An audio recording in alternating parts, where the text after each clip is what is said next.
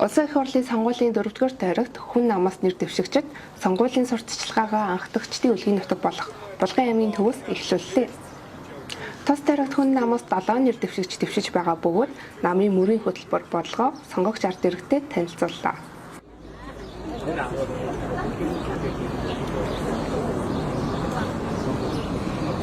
За өнөөдөр 6 сарын 11-ний өдөр анхдагчдын үлгийн нутаг Булган аймаг би бүр нэг хүний нэрийг онцолж зохиж хэлмээр байна.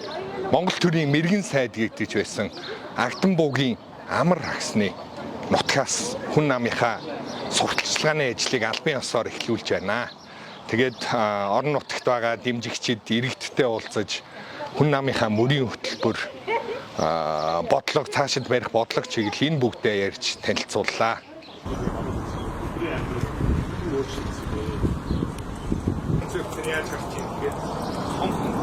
Хүн намын зүгээс хойд ус ялангуяа Булган аймагт баримтлах одоо мөрийн хөтөлбөртөө багтаасан бодлого маань эх 4 жил хэрэгжүүлэх бодлого маань юу юм бэ гэхээр дэд үтсийн хөгжлийг нэгдүгээрт анхаарна.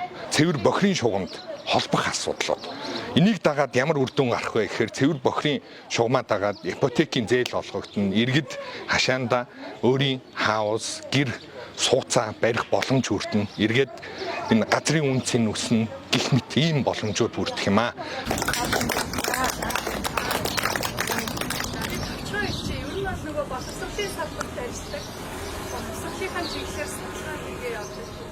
Миний хувьд бол одоо боловсролын салбарын шинжилгээний хамгийн чухал хэсэг болох хүүхдийнхээ онцлог ялгаатай байдал дээр тулгуурсан боловсролын агуулгыг хэрэгжүүлэхээр одоо зорж ажилладаг. Тэгэхээр энэ ажлаа бас энэ бүсдээ хэрэгжүүлэх бодолтой байна.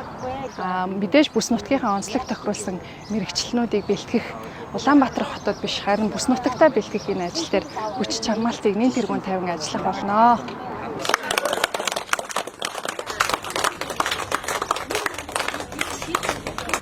Мөн хүн нам иргэдэд бүтээх эрх чөлөөг нь олгох зорилготойгоор ажиллахаа нэр дэвшигч мөнх болд дурдсан юм.